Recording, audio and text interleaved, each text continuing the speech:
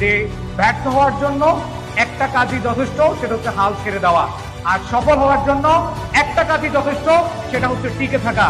তুমি যতদিন না পর্যন্ত সফল হতে পারছো ততদিন জাস্ট একটা কাজ করবা, সেটা হচ্ছে টিকে থাকো।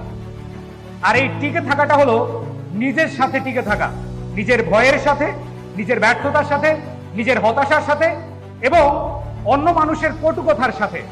তুমি যখন কোনো কিছুতে খারাপ করবা, তুমি যখন কোনো কিছুতে ব্যর্থ হবা, দেখবা পাশের লোক তোমাকে নিয়ে কাটা গায়ে নুনের ছেটা দিতে একটু কার্পণ্য করবে না, তাদের মুখে শুধু কথা আর ঝুলেই থাকে।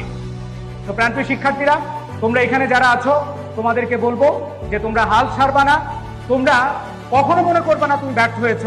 তুমি মনে করবা তুমি সফলতার একটা ধাপ পার হয়েছ, সেটা ব্যর্থ হয়ে তুমি সফলতার ধাপটা তুমি চিহ্নিত করতে পেরেছো। আর যে সফলতার ধাপটা চিহ্নিত করতে পারে সে কখনো ব্যর্থ হতে পারে না। কেউ কখনো একবার চেষ্টা করে সফল হতে পারে না।